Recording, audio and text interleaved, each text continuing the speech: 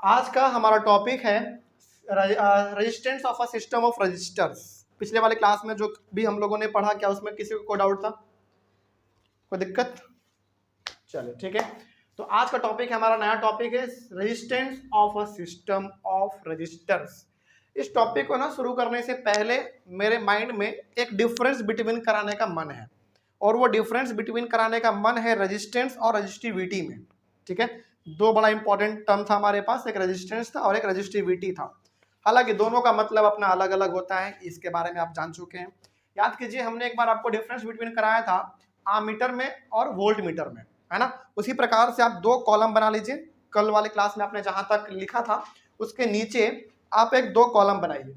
एक कॉलम में आप लिखिए रेजिस्टेंस ऊपर में, और एक कॉलम में लिखिए आप रजिस्टिविटी। ठीक है, एक में आप लिखोगे रेजिस्टेंस और एक में लिखोगे आप रजिस्टिविटी। हर कोई लिखिए, आप लोग भी सब कोई। रेजिस्टेंस और रजिस्टिविटी, पहले वाले में रेजिस्टेंस, दूसरे वाले में रजिस्टिविटी। कम से कम आपको ना दो डिफरेंस मालूम होना चाहिए, दोनों के बीच में कम से कम दो डिफरेंस लिखिए। हालांकि दोनों में सबसे पहला डिफरेंस दोनों का उसका डेफिनेशन। ठीक है, जैसे रेजिस्टेंस का डेफिनेशन आपने क्या लिखा था?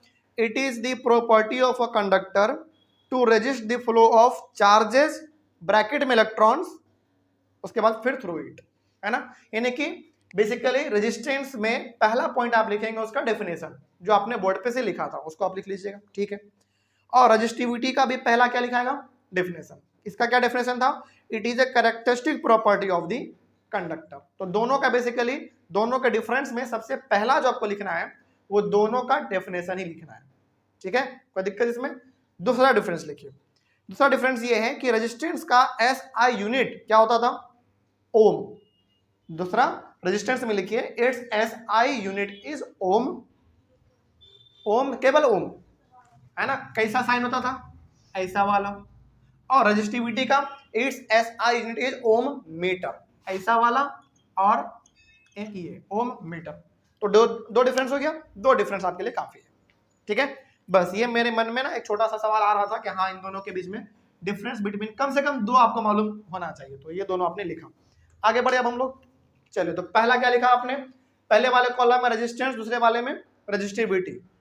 दोनों का पहला डिफरेंस क्या होगा? दोनों का डेफिनेशन लिख लीजिए। आपने बोर्ड पे से लिखा था उसको लिख लीजिए। और दूसरा लिख लीजिएगा डिफरेंस, रेजिस्टेंस का SI यूनिट ओम होता है और रजिस्टिविटी का ओम मीटर होता है। बस सिंपल सा। चलिए, वहां के बाद अब आप रुक जाइए थोड़ा सा। अब आप अपने कॉपी पे पेन को रखिए, अब आराम से बैठ जाइए, क्योंकि आज का टॉपिक बहुत इंपॉर्टेंट है। टॉपिक का नाम है हमारा resistance of a system of resistors. ठीक है, देखिए सबसे पहले तो आप यहां पे समझिए रजिस्टर क्या होता है हमारा। रजिस्टर का सिंपल सा मतलब क्या बताया था मैंने? रजिस्टर का मतलब कंडक्टर, लेकिन उस कंडक्टर में होगा क्या? रेजिस्टेंस। सिंपल सा। तो जब भी आपके सामने हम वर्ड इस्तेमाल करेंगे रजिस्टर ना, समझ जाइएगा कि ये बात कर रहा है कंडक्टर का ही, लेकिन उसमें कुछ मात्रा में क्या हो सकता है? रेजिस्टेंस हो सकता है, इसीलिए उसका नाम है रजिस्टर। ठीक है, चलिए आगे बढ़ते हैं। इस टॉपिक को अच्छी तरीके से समझने के लिए हम लोग दो अलग अलग हिस्सों में इसको बांटेंगे। पहला हमारा होगा रजिस्टर्स इन सीरीज टॉपिक, पहला ये हमारा होगा। दूसरा होगा रजिस्टर्स इन पैरेलल। इसी प्रकार से आपके एनसीईआरटी बुक में भी इसको डिफाइन किया गया है, अलग अलग कर दिया गया है। तो मेन टॉपिक आपका ये वाला है, इसको हम लोग दो अलग अलग रूप में डिवाइड करेंगे। पहला रजिस्टर्स इन सीरीज और दूसरा आपका होगा रजिस्टर्स इन पैरेलल। और रजिस्टर्स इन सीरीज को हम लोग कभी कभी प्यार से सीरीज कॉम्बिनेशन भी कहते हैं, और रजिस्टर्स इन पैरेलल को हम लोग कभी कभी प्यार से पैरेलल कॉम्बिनेशन भी कहते हैं। तो इसको आप जरा सा ध्यान में रखिएगा। तो कई बार ना हम वर्ड इस्तेमाल रजिस्टर्स इन पैरेलल सीरीज या फिर रजिस्टर्स इन पैरेलल नहीं इस्तेमाल करेंगे। वर्ड क्या इस्तेमाल करेंगे? सीरीज कॉम्बिनेशन और पैरेलल कॉम्बिनेशन। इस बात को ध्यान में रखिएगा। आगे बढ़ते हैं। लेकिन चूंकि हमारे पास इसमें दो टॉपिक है, तो दोनों को हम लोग एक एक क्लास में कर लेंगे। आज हम लोग कर लेंगे सीरीज कॉम्बिनेशन यानी कि रजिस्टर्स इन सीरीज को, और अगले वाले क्लास में यानी कि कल हम लोग कर लेंगे रजिस्टर्स इन पैरेलल यानी कि पैरेलल कॉम्बिनेशन को। दोनों को एक दिन में करना संभव नहीं है, क्योंकि बहुत लंबा क्लास हमारा इसमें चलेगा, लगभग 1 घंटा हो सकता है। ठीक है, चलिए शुरू करते हैं। इसमें हम लोगों को बेसिकली सीरीज कॉम्बिनेशन और पैरेलल कॉम्बिनेशन के बारे में पढ़ना है। आखिर ये है क्या, समझते हैं इसके बारे में। देखिए बहुत ध्यान से समझिएगा, बहुत इंपॉर्टेंट टॉपिक है आपका।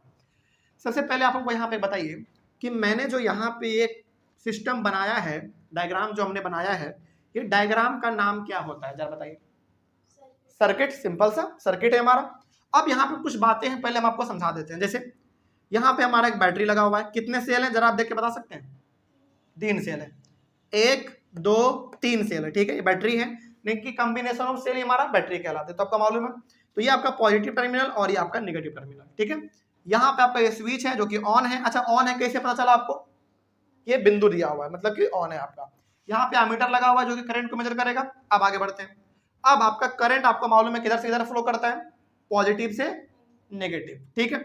अब यहाँ से हमारा करंट जा रहा है, यहाँ पे गया। यहाँ पे ना आपके पास 3 अलग अलग रजिस्टर लगा हुआ है, समझिएगा ध्यान से। आपके पास एक सर्किट है, इस सर्किट में 3 अलग अलग रजिस्टर लगा हुआ है, यानी कि 3 अलग अलग कंडक्टर लगा हुआ है।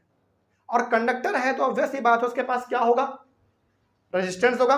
तो पहले वाले को हमने नाम दिया, पहले वाले, अच्छा एक बात बताइए, पहले ऐसे ऐसे जो हमने यहाँ पे डिनोट किया, ये हम लोग क्या डिनोट करते थे, रेजिस्टेंस को।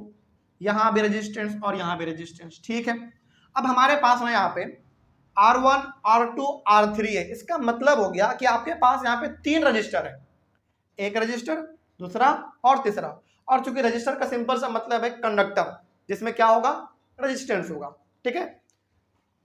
अब चूंकि ये हमारा रजिस्टर है तो क्या इसमें रेजिस्टेंस होंगे, बिल्कुल। तो उसको हमने R1 नाम दिया, इसमें भी रेजिस्टेंस होगा, इसको हमने R2 नाम दिया, इसमें भी रेजिस्टेंस होंगे, इसको हमने R3 नाम दे दिया, ठीक है। अगला आगे बढ़ते हैं फिर।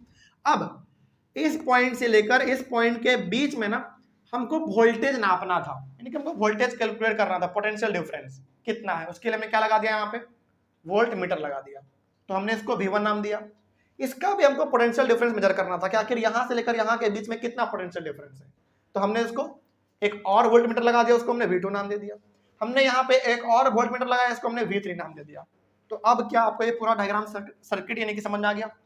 सिंपल सा क्या है, आपके पास एक सर्किट है, इस सर्किट में हमारे पास 3 रजिस्टर लगे हुए हैं, 1 2 3, और चूंकि रजिस्टर है उसमें रेजिस्टेंस होगा, तो उसको हमने दिया पहला R1 नाम, R2 और R3, ठीक है। और इसके पोटेंशियल डिफरेंस को मेजर करने के लिए हमने V1 दिया, इसको V2 और V3। V क्या मतलब, सिंपल सा वोल्ट मीटर, पहला है, दूसरा है, तीसरा, इसलिए हमने इसको V1 V2 V3 नाम दे दिया, ठीक है। आगे बढ़ते हैं।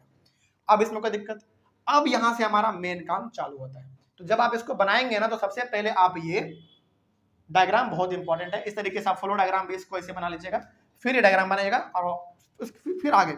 अब इसमें ना कुछ बातें कही गई हैं, पहले आप उसको समझिए। यदि आप इसको यहाँ पे समझ लेते हैं तो आपका जो पैरेलल कॉम्बिनेशन समझना होगा ना, फिर आपके लिए वो बहुत आसान हो जाएगा। क्योंकि ज्यादा दिक्कत कब आता है, शुरुआत में, और शुरुआत वाला हमारा ये है। यदि आप ये समझ गए तो पैरेलल वाला फिर आपके लिए कुछ नहीं है, ठीक है। देखिए क्या लिखा हुआ है, इन सीरीज कॉम्बिनेशन, यानी कि इस वाले सिस्टम में, इसलिए हमने कहा था कई बार हम वर्ड क्या इस्तेमाल करेंगे, सीरीज कॉम्बिनेशन वर्ड इस्तेमाल करेंगे, पैरेलल कॉम्बिनेशन वर्ड इस्तेमाल करेंगे, ठीक है। और बुक में भी आपका बहुत बार ना यही वर्ड इस्तेमाल किया गया है।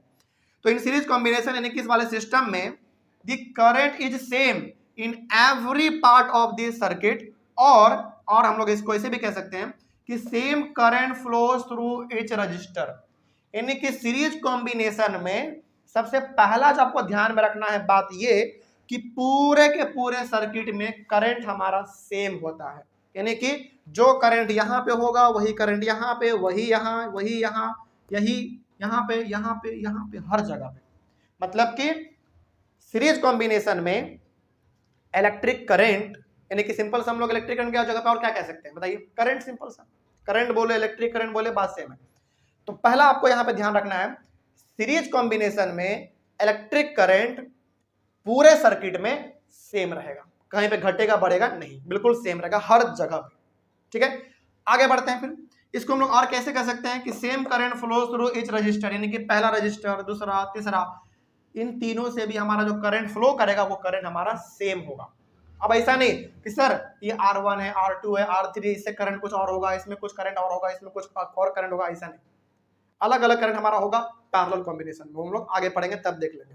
तो पहला आपने क्या सीखा, सीरीज कॉम्बिनेशन में पूरे सर्किट में करंट हमारा क्या रहता है, सेम रहता है, पहला बात। दूसरा बात क्या है, देखिए, in series combination the total potential difference is equal to the sum of potential difference across the individual registers.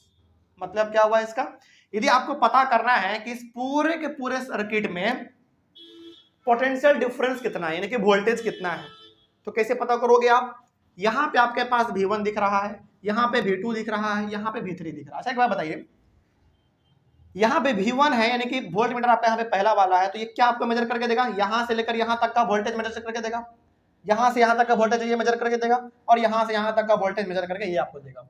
तो सीरीज कॉम्बिनेशन में जो टोटल पोटेंशियल डिफरेंस होगा पूरे सर्किट में वो किसके बराबर होगा, V1 V2 V3 इन सभी को जोड़ दो, वही आपका पूरा का पूरा पोटेंशियल डिफरेंस होगा इस पूरे सीरीज कॉम्बिनेशन में। बात समझ आइए। तो यहाँ पे ना आपको दो ही बात ध्यान में रखना है, पहला ये कि सीरीज कॉम्बिनेशन में करंट जो है पूरे सर्किट में क्या रहता है, सेम रहता है, पहला बात।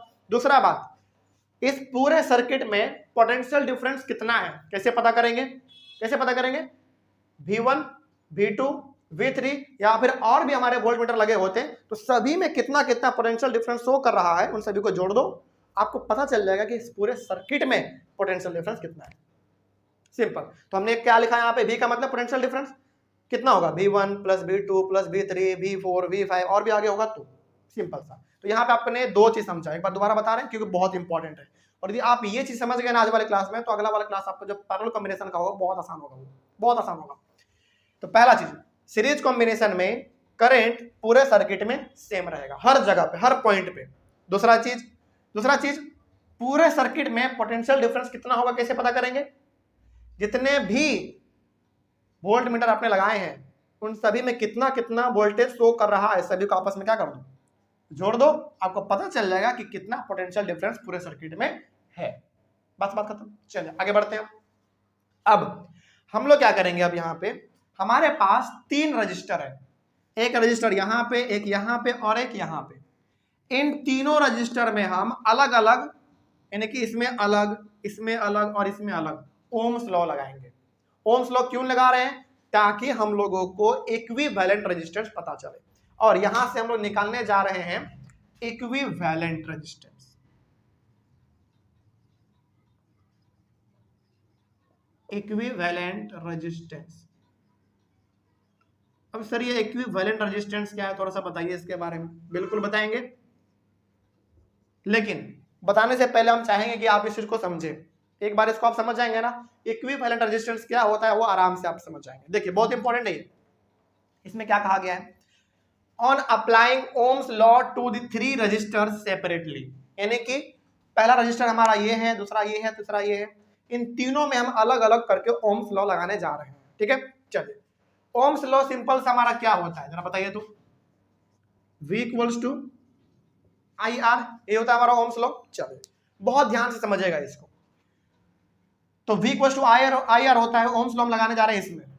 ठीक है, उसमें हमारा V, तो इसमें हम V की जगह पे क्या लेंगे, V1, तो हमने यहाँ पे लिया V1 बराबर I और फिर R लेंगे, यानी कि हम इसके लिए बात करें तो R कितना लेंगे, R1।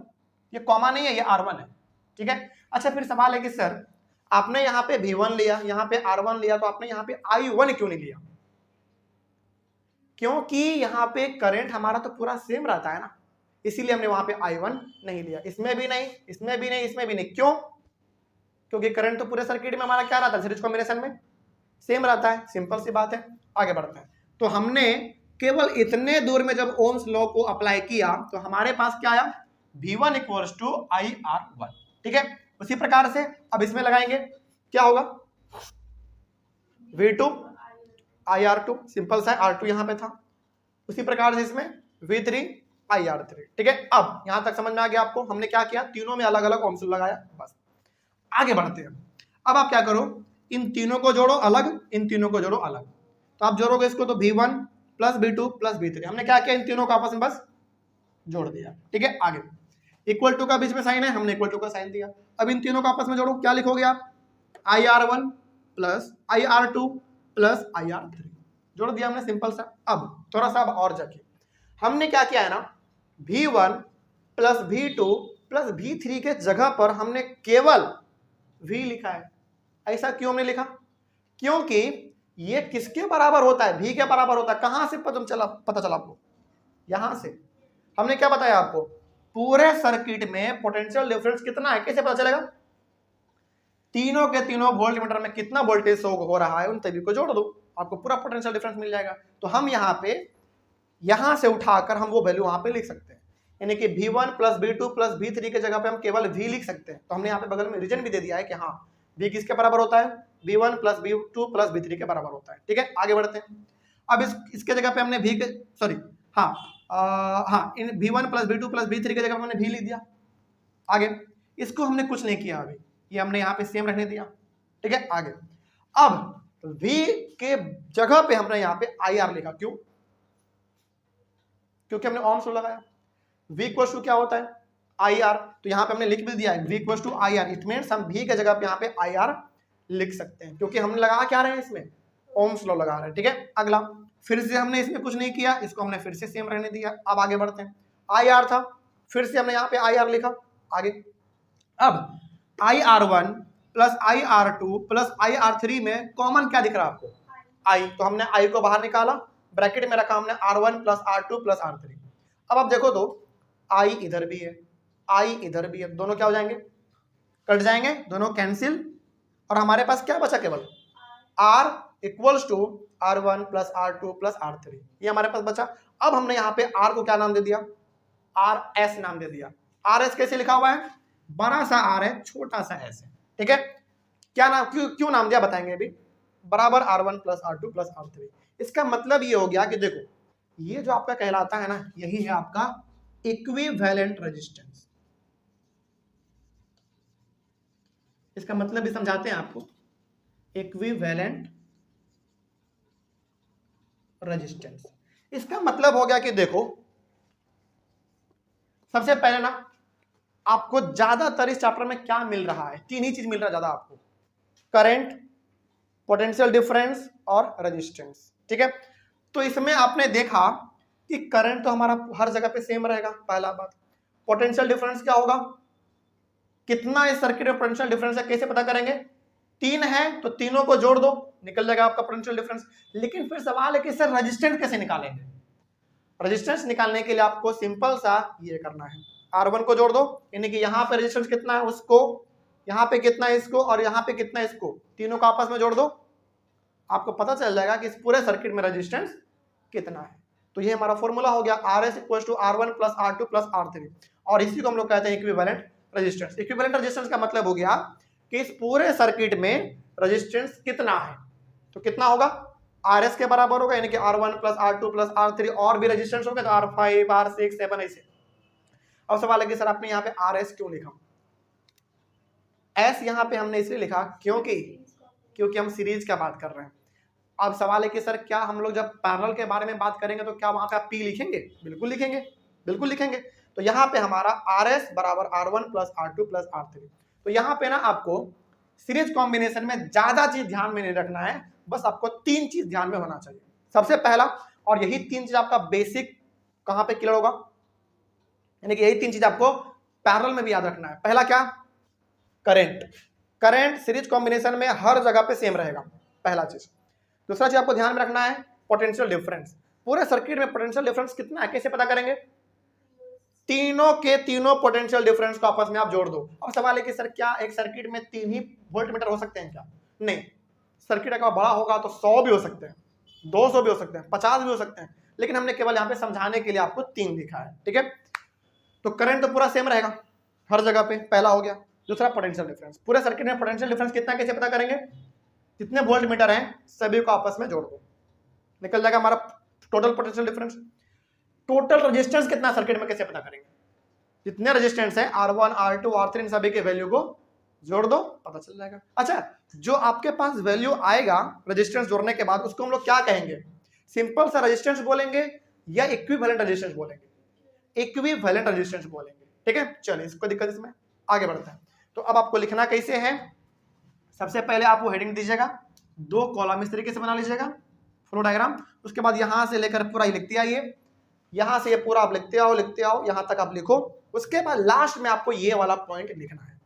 क्या लिखना है ये वाला पॉइंट, जरा देख लो क्या लिखा हुआ है, द इक्विवेलेंट रेजिस्टेंस यानी कि RS is greater than any individual resistance. क्या सही बात है, मतलब इसका जो वैल्यू आएगा वो वैल्यू इन तीनों के वैल्यू से ज्यादा होगा। जैसे सपोज कीजिए आप एग्जांपल के तौर पे आप इसको ऐसे समझिए, जैसे मान लीजिए R1 का वैल्यू 2 ओम है, इसका वैल्यू 3 ओम है मान लीजिए, इसका 4 ओम है। हमको निकालना है आर एस का वैल्यू, यानी कि इक्विवेलेंट रेजिस्टेंस कितना होगा, 3 और 2 5, 5 और 4 9। आर एस का वैल्यू कितना आ गया, 9 हो गया। तो क्या ये वाला वैल्यू इन तीनों से ज्यादा है, बिल्कुल ज्यादा है, 2 से भी ज्यादा है, 3 से भी ज्यादा है और 4 से भी ज्यादा। तो वही वहां पे लिखा हुआ है, द इक्विवेलेंट रेजिस्टेंस यानी कि R S is greater than any individual resistance. Individual मतलब अलग अलग। तो ये जो हमारा वैल्यू है आर एस का, जो यहाँ पे हमारा 9 ओम आया, वो इससे भी बड़ा है, इससे भी बड़ा है और इससे भी बड़ा है। तो आप ना, यदि आप इसको एक बार अच्छी तरीके से समझ जाते हैं, इसी प्रकार का सेम चीज हम आपको पैरेलल कॉम्बिनेशन में भी बताने वाले हैं। इसमें कोई दिक्कत? अब चल आगे बढ़ते हैं फिर। तो ये तो समझाने के लिए था। तो सबसे पहले आपको बहुत ही साफ सुथरे तरीके से इसको अपने कॉपी में मेंशन करना है। आगे बढ़ते हैं। इतना आप कर लेने के बाद, यानी कि इतना पहले आप लिखेंगे, उसके बाद लास्ट में आप ये एक पॉइंट ये वाला लिख देंगे, ठीक है। अब इतना तो आपने समझ लिया, लेकिन अब सवाल है कि सर इसका क्या यूज है, इसका प्रैक्टिकल लाइफ में क्या इस्तेमाल है, थोड़ा सा इसके बारे में भी समझते हैं, ठीक है। देखिए बहुत इंपॉर्टेंट है, मतलब इसका ना प्रैक्टिकल लाइफ में इतना ज्यादा इस्तेमाल है कि मतलब आप सोच के ना चकरा जाओगे, ठीक है। देखते हैं, हालांकि अब इतना ये इस्तेमाल नहीं होता, लेकिन ज्यादातर इस्तेमाल हमारा आज पैरेलल कॉम्बिनेशन होता है। बताते हैं। इतना लिखने के बाद नीचे में आप लिखिए example of series combination. Example of series combination, इसका एग्जाम्पल बताते हैं आपको, बहुत इसका इंपॉर्टेंट है। लिखिएगा आप लोग भी, ठीक है। यानी कि इसके लिखने के बाद आप लिखेंगे एग्जाम्पल ऑफ सीरीज कॉम्बिनेशन, उसमें आप लिखेंगे fairy lights is an example of series combination. बस इतना एग्जाम्पल काफी है, एक ही एग्जाम्पल आपके लिए काफी है। Fairy lights is an example of series combination. अब हाँ, फेरी लाइट क्या होता है बताते हैं। अभी दिवाली आने वाला है, 15 दिन के बाद दिवाली है। आप वो भुकभुकिया वाला लाइट जलाते हैं अपने घरों में, चाइनीज लाइट जिसको हम लोग कहते हैं, फेरी लाइट कहते हैं उसको, ठीक है। हम लोग क्या कहते हैं मार्केट में, भैया चाइनीज लाइट दीजिए। चाइनीज लाइट उसका नाम नहीं है एक्चुअली में उसका नाम फेरी लाइट है। बताते हैं, हाँ वही सीरीज बल्ब। सीरीज, अच्छा आप सीरीज बल्ब बोलते हो, और वही सीरीज है। चले बहुत, हाँ ये चीज आपने नया बताया, तो चलो हम यहाँ पे थोड़ा सा और आपको गहराई से बता देते हैं, हमको तो याद ही नहीं आ रहा था। हम लोग मार्केट में जाते हैं ना, एक्चुअली में क्या कहते हैं, दिवाली में जो हम लोग लाइट टांगते हैं अपने घर में सजाने के लिए, या तो कहते हैं भैया वो चाइनीज वाला लाइट दीजिए, या फिर हम लोग क्या कहते हैं वो भुकभुकिया वाला लाइट दीजिए, या फिर हम लोग क्या कहते हैं सीरीज बल्ब दीजिए। तो आपने वहां पे क्या वर्ड इस्तेमाल किया, सीरीज, और वही सीरीज आपको यहाँ पे आप पढ़ चुके हैं अभी आप, यानी कि सीरीज बल्ब आप कहते हैं और आप सीरीज को पढ़ चुके हैं। यानी कि वो जो आप खरीदते हो ना भुकभुकिया वाला लाइट, वो आपका किस पे काम करता है, सीरीज कॉम्बिनेशन पे काम करता है। तो अब वो कैसे काम करता है उसके बारे में भी आप समझिए। देखो हालांकि अब ना ये बहुत कम इस्तेमाल होता है, लेकिन बताते हैं आपको, बहुत अच्छा एग्जांपल है इसका। आज से आप मुश्किल से मुश्किल 30 साल 40 साल आप पीछे जाओ, ठीक है। आज से 30-40 साल पीछे जाओ आप। पहले ना जो हम लोग आज सीरीज बल्ब इस्तेमाल करते हैं दिवाली में, भुकभुकिया वाला लाइट, वो ऐसा आज नहीं आता था। पहले कैसा आता था, अब अच्छा आज का जो सीरीज लाइट आता है वो कैसा आता है, कुछ ऐसा देखो तो ध्यान से, ऐसा आता है। एक बल्ब यहाँ पे लगा हुआ होगा, एक यहाँ पे, एक यहाँ, एक यहाँ, इस तरीके का। इसमें 3-4 बार लपेटा हुआ होता है। अब देखेंगे बहुत ध्यान से, ऐसा होता है ना।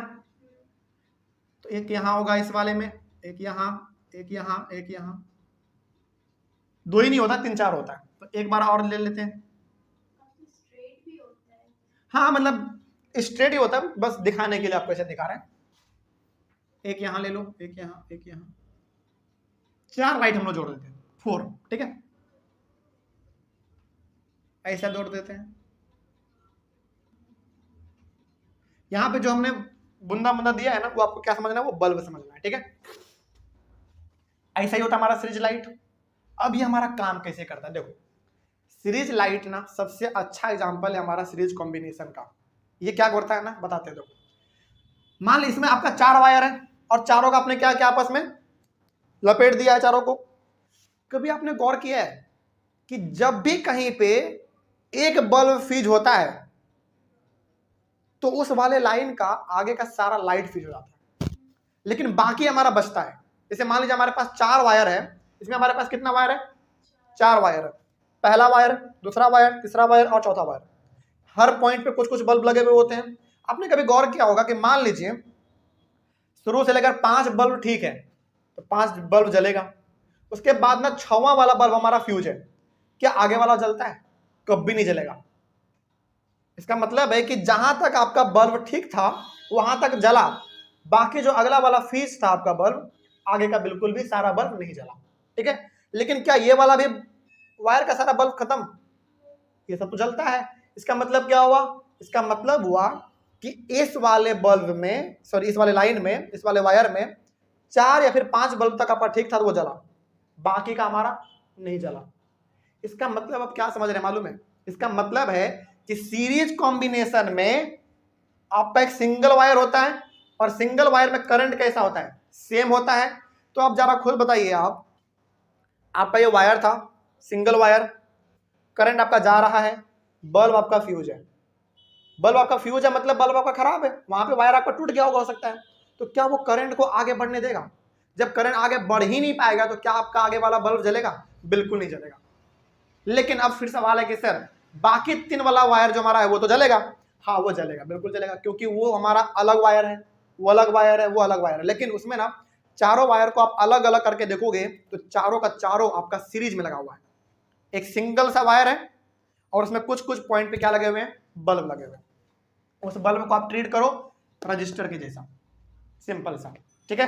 अब आपको बताते हैं कि आखिर ये हमारा सीरीज कॉम्बिनेशन कैसे काम करता है। देखिए आज से आप 30-40 साल पीछे जाओगे ना, हालांकि आप लोग तो नहीं देखोगे शायद, लेकिन हम अपने गांव में जो देखें वो हम आपको बताते हैं, ठीक है। हमने दोनों प्रकार का लाइट देखा है। एक हमने आज का वो लाइट देखा है जिसमें कि एक सिंगल सा हमारा होता है, इसमें 4 वायर लपेटा हुआ होता है और चारों में अपना बल्ब लगा हुआ होता है ना, ताकि कोई एक वायर पूरा खराब भी हो जाए तो 3 हमारा जलता रहे, या फिर कोई 2 वायर खराब हो जाए तो 2 हमारा जलता रहे, या फिर कोई 3 वायर खराब हो जाए तो 1 हमारा जलता रहे। ऐसा आपने देखा होगा, अब यही हमारा इस्तेमाल होता है। लेकिन हमने ऐसा भी सीरीज लाइट देखा है जिसमें सिंगल केवल एक ही वायर होता था। आज हमारे पास जो मार्केट में आपको मिलता है ये वाला मिलता है जिसमें 3-4 वायर लपेटा हुआ होता है। लेकिन हमने अपने गांव में खुद हमने इस चीज को एक्सपीरियंस किया है कि पहले मतलब कि हमने ऐसा लाइट देखा है जिसमें ना एक सिंगल वायर है और उसी में कुछ कुछ जगह पर यानी कि एक खास दूरी पर बल्ब लगे हुए हैं। उसका सबसे बड़ा ड्रॉबैक क्या था मालूम है? उसका सबसे बड़ा ड्रॉबैक यह था कि यदि गांव में कहीं पे शादी ब्याह होता था ना, कोई पार्टी फंक्शन होता था, तो जो इन सभी चीज़ों को ऑर्गेनाइज करता था, जिसके पास डीजे का सामान, बाजा, साउंड बॉक्स, लाइट, ये सब होता था, उसमें ना 3-4 मिस्त्री, 3-4 लेबर बैठ के टेस्टर से चेक करता था कौन सा बल्ब फीज है, कौन सा बल्ब ठीक है। उसमें ना लंबा समय जाता था, क्योंकि मान लीजिए कि एक सिंगल वायर है और आपने घर में उसको लटका दिया, फंक्शन हो रहा है, और यदि वो कहीं से ब्रेक है और सिंगल वायर है, करंट आपका आ रहा है, वो आपको वहां पे फ्यूज हो चुका, क्या आगे वाला बल्ब जलेगा? बिल्कुल नहीं जलेगा। इसलिए वो क्या करते थे, वो लोग बैठ के टेस्टर से उसको चेक करते थे कि कौन सा फ्यूज है, उसको वहां से काट के हटाओ, दोबारा वायर जोड़ो, एकदम लाइन बाय लाइन, मतलब हर जगह पे जहां पे काटा छिटा रहता था ना, उसको टेस्टर से चेक करते थे कहां तक करंट जा रहा है, कहां तक करंट नहीं जा रहा है, तो बहुत समय लगता था उसमें। तो ये हमारा एग्जाम्पल होता है सीरीज कॉम्बिनेशन का। लेकिन आज का हमारा जो सीरीज लाइट आता है वो ऐसा वाला है, यदि एक वायर उसमें कोई खराब भी हो जाए कंप्लीटली तो 3 वायर आपका जलेगा, या फिर 3 भी वायर खराब हो जाए तो चौथा वाला आपका जलेगा। लेकिन इसमें जो 4 वायर है, चारों का चारों वायर सिंगल सिंगल के तौर पे जब हम देखें तो चारों किस में लगे हुए हैं? सीरीज में लगे हुए हैं, क्योंकि यदि वो एक वायर का कोई बल्ब हमारा खराब हो जाए तो पूरा आगे का खराब हो जाता है ना। तो सीरीज कॉम्बिनेशन का ना सबसे बड़ा ड्रॉबैक ये है कि इसमें करंट जो है वो सिंगल लाइन में बहता है और सेम करंट बहता है, इसीलिए कहीं पे भी यदि मेरा सर्किट ब्रेक हुआ इसे मान लीजिए तो हमारा पूरा सर्किट बेकार। मान लीजिए आपने यहाँ पे एक बल्ब लगाया है, यहाँ पे भी आपने एक बल्ब लगाया, आपका बल्ब बिल्कुल ठीक है, आपका प्लग स्विच सब चीज ठीक है आपका, लेकिन यहाँ पे आपका वायर क्या हो गया? कट गया। मान लीजिए चूहा ने उसको खा दिया, कुतर दिया उसको, यहां तक का बल्ब आपका जलेगा, लेकिन यहां तक आगे का नहीं जलेगा क्योंकि करंट ही नहीं पास हो रहा है। यही हमारा सबसे बड़ा ड्रॉबैक है सीरीज कॉम्बिनेशन का। तो एग्जांपल में क्या लिखा आपने? Fairy lights is an example of series combination. तो अब यदि आपसे, अच्छा एक बात बताइए, क्या अब हमारे आसपास कहीं पे भी आपको सीरीज कॉम्बिनेशन देखने को मिलता है? कहां पे? इस वाले में? हाँ, इसमें ना सिंगल वायर के तौर पे हम लोग कह सकते हैं, इसमें 4 वायर है और चारों किस पे काम कर रहा है, सीरीज पे काम कर रहा है, यानी कि एक वायर, दूसरा वायर, तीसरा, चौथा वायर। लेकिन यदि एक भी वायर खत्म तो पूरा उसके आगे का लाइट खत्म, ऐसा होता है। ठीक है, तो ये हमारा, लेकिन अब ये ना थोड़ा सा अच्छा भी है। क्यों अच्छा है? क्योंकि यदि एक वायर का सारा लाइट खत्म भी हो जाए, बेकार भी हो जाए, तो हमारा बाकी तो बचा हुआ रहेगा, है ना। चलिए, लेकिन आज के दौर पे हमारा सीरीज कॉम्बिनेशन कहीं भी इस्तेमाल उतना नहीं होता है। ठीक है, फिर इस्तेमाल क्या होता है हमारा? इस्तेमाल होता है पैरेलल कॉम्बिनेशन। अब ना इसका थोड़ा सा आप डिसएडवांटेज भी लिख लो, उसके बाद फिर आपको और ज्यादा बताते हैं सीरीज कॉम्बिनेशन के बारे में। चलिए, आप टॉपिक दीजिए, disadvantages of series combination. Disadvantages of series combination. Series combination का ना एडवांटेज बिल्कुल भी इसका कुछ नहीं है। इसका एडवांटेज यदि आपसे कोई पूछे कि बताओ सीरीज कॉम्बिनेशन का क्या एडवांटेज है, कुछ एडवांटेज नहीं है इसका, ये बड़ा सिस्टम बेकार है ये। सबसे अच्छा हमारा पैरेलल कॉम्बिनेशन, जब हम लोग आगे पढ़ेंगे। जब इसका एडवांटेज है ही नहीं तो फिर इसके पास है क्या डिसएडवांटेज? तो इसके पास 3 डिसएडवांटेज है, वो लिख लीजिए, उसके बाद फिर और बताते हैं। थोड़ा फास्ट लिखिएगा, इसमें है। पहला पॉइंट लिखिए, in a series combination comma, लिख लो। पहला पॉइंट लिखिएगा, in a series combination comma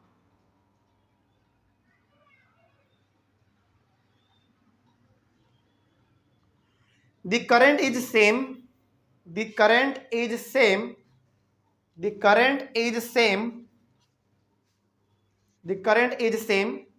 throughout the electric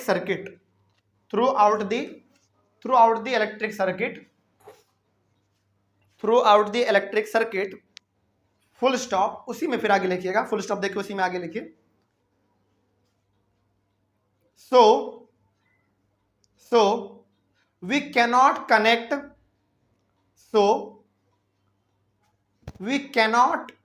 connect an electric bulb and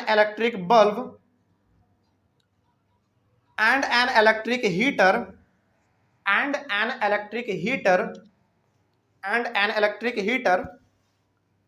in the circuit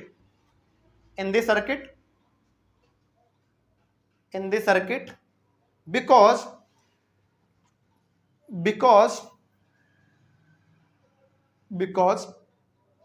they require different values of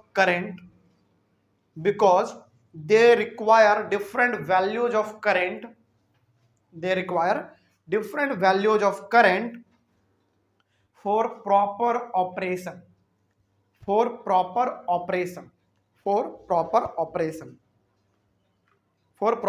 full stop। Next point लिखिए, next point, in a series combination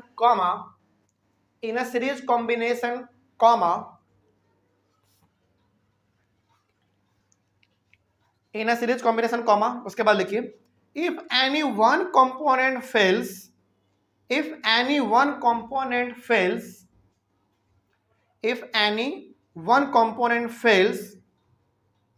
the entire circuit is broken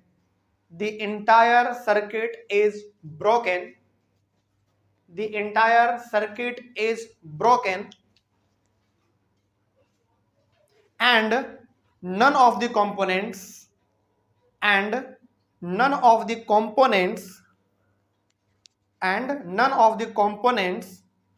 of the circuit works, full stop। Third point लिखिए, in a series combination comma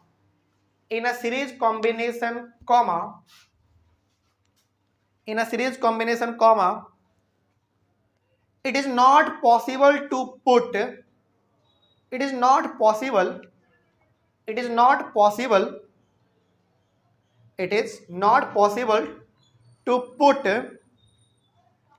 separate on off switch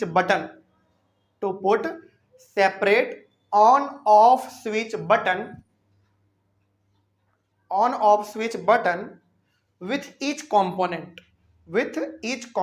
full stop, चलिए अब जरा समझिए ध्यान से, अब थोड़ा सा आपको ना ज्यादा समझ में आएगा। देखिए, सबसे पहला हमने सीरीज कॉम्बिनेशन का एग्जांपल क्या दिया आपका, वो फेरी लाइट, यानी कि आपका जो फेरी लाइट है वो आपका बिल्कुल सीरीज कॉम्बिनेशन पे काम करता है। अब सीरीज कॉम्बिनेशन का ना सबसे बड़ा जो ड्रॉबैक है, इसका जो डिसएडवांटेज है, इसमें ना हमने 3 आपको डिसएडवांटेज लिखाया है। अच्छा मैं बताइए, सीरीज कॉम्बिनेशन को आज हम लोग ज्यादा इस्तेमाल नहीं करते हैं, तो क्या इसका कुछ एडवांटेज होगा? कुछ एडवांटेज नहीं है, तो क्या बचा हमारा फिर?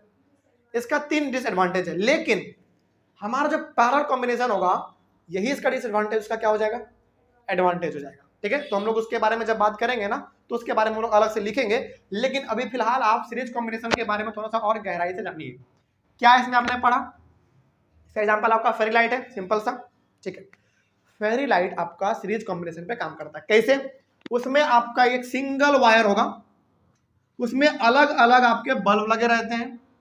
यदि कोई एक भी बल्ब आपका खराब हुआ तो क्या आपका करंट आगे बढ़ पाएगा? बल्ब खराब होने का मतलब है वहां पर आपका सर्किट ब्रेक हो गया, और जब आपका सर्किट ही ब्रेक हो गया तो आगे आपका करंट जा नहीं पाएगा, और जब करंट आपका जा ही नहीं पा रहा है तो आगे का बल्ब यदि आपका ठीक भी है तो क्या फिर भी वो जलेगा? नहीं जलेगा, क्योंकि करंट ही नहीं जा रहा उसमें। ठीक है, तो ये सबसे बड़ा ड्रॉबैक हमारा सीरीज कॉम्बिनेशन का है। ठीक है, इसीलिए आप इस वाले लाइट में देखते होंगे कि जब कोई एक वायर का कोई बल्ब एक फ्यूज हुआ तो उसके आगे वाला कोई भी नहीं जलता, इसीलिए हमारा एक किस पे काम करता है? सीरीज कॉम्बिनेशन में काम करता है। ठीक है, और हमने एग्जांपल आपको वो वाला दिया अपने, जो हमने अपने गांव में ऑब्जर्व किया था कि पहले जो सीरीज लाइट आता था वो बिल्कुल एक सिंगल लाइन में आता था। अब तो इसमें 4 वायर लपेटा हुआ है, वो हमारा बिल्कुल सिंगल होता था। उसमें ना लगा के चेक करते थे लोग कहाँ पे हमारा खराब है, फिर उसको हटाते थे वहां से काट के, फिर जोड़ते थे। अब इसका ड्रॉबैक आपने क्या लिखा उसके बारे में देखिए इसमें। अच्छा आपने क्या देखा? पहली बात, सीरीज कॉम्बिनेशन में हमारा करंट क्या होता है? सेम होता है। ठीक है, बराबर होता है। तो in a series combination the current is same throughout the electric circuit, so we cannot connect an electric bulb or an electric heater in the circuit because they require different values of current for proper operation। अब बताइए आप, क्या series combination में आप एक bulb और एक electric heater क्या आप जोड़ सकते हैं? नहीं जोड़ सकते, क्योंकि बल्ब को करंट कुछ और चाहिए, हीटर को करंट कुछ और चाहिए। अब जब दोनों को करंट अलग अलग चाहिए, लेकिन इसमें तो करंट हमारा एक होता है, सेम करंट होता है, इसीलिए हमारा इसमें हीटर और बल्ब को आप एक साथ नहीं जोड़ सकते हैं। इसमें एक ही चीज आप जोड़ सकते हैं बस, या तो आप बल्ब जोड़ो या तो आप हीटर जोड़ो, दो अलग अलग चीज आप इसमें नहीं जोड़ सकते, क्योंकि इसमें करंट हमारा सेम होता है। ठीक है, और बल्ब को अलग करंट चाहिए, हीटर को अलग करंट चाहिए, जो कि ये दे नहीं पाएगा। ठीक है, अगला क्या था? अगला ये था कि यदि सीरीज कॉम्बिनेशन में कोई एक कंपोनेंट भी हमारा यदि फेल होता है, मतलब मान लीजिए हमारे यहाँ पे ना ये पहला बल्ब, ये दूसरा बल्ब, ये तीसरा बल्ब, ऐसे मान लीजिए कोई, मान लीजिए एक बल्ब हमारा फ्यूज हो गया या फिर एक बल्ब हमारा खराब हुआ, तो अगला वाला में से कोई भी हमारा काम नहीं करेगा। कहीं क्यों नहीं काम कर रहा है? क्योंकि सर्किट आपका ब्रेक हो चुका है, और ब्रेक होने का मतलब आगे करंट आपका जा ही नहीं पा रहा है, तो कहां से काम करेगा? ठीक है, अगला ये हो गया हमारा। अब तीसरा, आप सीरीज कॉम्बिनेशन में हर डिवाइस के लिए अलग अलग ऑन ऑफ स्विच बटन नहीं लगा सकते। अच्छा एक बात बताइए, जैसे यहाँ पे सपोज करो कि हमने ना क्या किया, ये हमारा पहला बल्ब है, ये दूसरा बल्ब, ये तीसरा बल्ब। ठीक है, हमने यहाँ पे एक स्विच बटन लगाया और हमने स्विच को क्या कर दिया? ऑफ कर दिया। और स्विच ऑफ करने का मतलब क्या है? हमारा सर्किट ब्रेक हो गया। जैसे हमारा अभी स्विच ऑन है, अब कैसा है? ऑफ है। लेकिन इसी प्रकार का यदि हम स्विच यहां पे लगा दें और उसको ऑफ कर दें तो हमारा सर्किट क्या हो गया? ब्रेक हो गया। तो कोई भी काम करेगा? नहीं करेगा। इसका मतलब हो गया कि आप सीरीज कॉम्बिनेशन में हर कंपोनेंट के लिए अलग अलग ऑन ऑफ बटन नहीं लगा सकते। फिर ये कहां पे सब चीज संभव होगा? फिर पैरेलल में। पैरेलल में ना मतलब इसमें जो भी कमी आपको दिख रहा है ना, उन सारे कमी को पूरा कौन करेगा? आपका पैरेलल काम एकदम पूरा कर देगा वो, इसमें कोई दिक्कत है? चलिए ऑनलाइन वाले बच्चे एक बार सबसे पहले आप लोग इसका स्क्रीनशॉट लीजिए, और आई होप जो मैंने इसका एग्जांपल लिखाया और इसका जो डिसएडवांटेज या फिर आप ड्रॉबैक जो भी कह लीजिए, उसमें 3 पॉइंट था, तो इसको ये चीज आपको समझ में आ गया होगा। ये चीज ना आपको और ज्यादा क्लियर तब हो जाएगा जब आप पैरेलल को भी एक बार पढ़ लेंगे ना, जब आप दोनों में कंपेयर करोगे तो फिर आपको ज्यादा समझ में आ जाएगा। कोई दिक्कत अब इसमें? बात समझ आई है? चलिए, तो हम लोगों का अपना ये वाला जो टॉपिक था सीरीज कॉम्बिनेशन खत्म होता है। अगले वाले क्लास में हम लोग शुरू करेंगे अपना पैरेलल कॉम्बिनेशन। ठीक है, तब उसके बाद दोनों में आप डिफरेंशिएट करोगे, और कई बार एग्जाम में पूछा जाएगा आपसे, ध्यान रखिएगा इस बात को, सीरीज कॉम्बिनेशन और पैरेलल कॉम्बिनेशन में क्या डिफरेंस है। ठीक है, तो देखो डिफरेंस तो है जो कि हम आगे बता देंगे आपको, हालांकि डिफरेंस में भी है ना हम वही चीज बताएंगे आपको जो आप यहाँ पे ऑलरेडी पढ़ चुके होंगे। ठीक है, तो इसको पढ़ना बहुत इंपॉर्टेंट है। तो एक बार फटाफट हम लोग 2 मिनट के अंदर रिवाइज करते हैं कि आखिर आपने सीरीज कॉम्बिनेशन में क्या पढ़ा। देखिए सीरीज कॉम्बिनेशन में आपको बहुत कुछ ध्यान में नहीं रखना है, इसका बस एक फॉर्मूला आपको एक इंपॉर्टेंट है, याद रख लीजिएगा। अच्छा आपके मन में सवाल नहीं आया कि सर इतना लिखने का क्या जरूरत था, डायरेक्ट बता देते है ना, बता सकते थे डायरेक्ट, लेकिन नहीं, एग्जाम में ना पूछा जाता है, कभी कभी पूछा जाता है कि आप यानी कि सीरीज कॉम्बिनेशन में इक्विवेलेंट रेजिस्टेंस कैसे पता करोगे कितना होगा, उसका फॉर्मूला आप ड्राइव करके बताओ, आपको ऐसे करके दिखाना पड़ेगा, ठीक है। और ये वाला डायग्राम तो आपको बिल्कुल भी छोड़ना नहीं है, ठीक है। चलिए एक बार फटाक से रिवाइज करते हैं, क्या पढ़ा आपने। सीरीज कॉम्बिनेशन में सबसे पहले करंट हमारा पूरे सर्किट में सेम रहेगा, पहला चीज। दूसरा चीज, पूरे सर्किट में पोटेंशियल डिफरेंस कितना है कैसे पता करेंगे, अलग अलग जो वोल्ट मीटर लगे हुए हैं उनमें कितना आपको वोल्टेज शो कर रहा है, सभी को आपस में जोड़ दो, आपको पूरे सर्किट का वोल्टेज यानी कि पोटेंशियल डिफरेंस मिल जाएगा। तीसरा क्या पढ़ा आपने, पूरे सर्किट का रेजिस्टेंस कितना होगा, क्या करेंगे, जितने भी रेजिस्टेंस हैं सभी को आपस में जोड़ दो, और जो रिजल्ट आएगा उसी को हम लोग कहते हैं इक्विवेलेंट रेजिस्टेंस। फॉर्मूला क्या होगा, RS equals to R1 plus R2 plus R3 plus R4 R5 जितना भी होंगे उतने, ठीक है। और लास्ट वाले में आपने ये देखा, ये जो हमारा इक्विवेलेंट रेजिस्टेंस होता है वो इंडिविजुअल रेजिस्टेंस से ज्यादा होता है, ग्रेटर होता है, वो वाले पॉइंट में आपने ये चीज समझ लिया, ठीक है। चलिए इसके बाद फिर आपने इसमें ये पढ़ा कि हाँ सीरीज कॉम्बिनेशन का सबसे अच्छा एग्जांपल हमारा क्या है, वो फेरी लाइट, ठीक है। और इसका ड्रॉबैक आपने यानी कि डिसएडवांटेज आपने इसमें ये देखा, पहला ये कि चूंकि सीरीज कॉम्बिनेशन में हमारा करंट सेम होता है तो इसमें हम लोग अलग अलग कंपोनेंट एक ही सर्किट में नहीं लगा सकते, क्योंकि हर किसी को करंट अपना अलग अलग चाहिए होगा, जो कि ये दे नहीं पाएगा क्योंकि इसमें सेम है, पहला ये ड्रॉबैक हो गया। दूसरा ड्रॉबैक इसमें ये था कि यदि सीरीज कॉम्बिनेशन में कोई एक भी कंपोनेंट फेल होता है तो बाकी आगे का सारा फेल हो जाएगा, ठीक है। हालांकि वो सही भी है लेकिन फिर भी काम नहीं करेगा, ठीक है। तीसरा ये था कि आप हर एक कंपोनेंट के लिए अलग अलग स्विच ऑन ऑफ स्विच और बटन नहीं लगा सकते हैं। चलिए तो इस तरीके से हमारा टॉपिक खत्म हुआ, अगले वाले क्लास में हम लोग करेंगे पैरेलल कॉम्बिनेशन। तब तक के लिए thank you very much and have a nice day.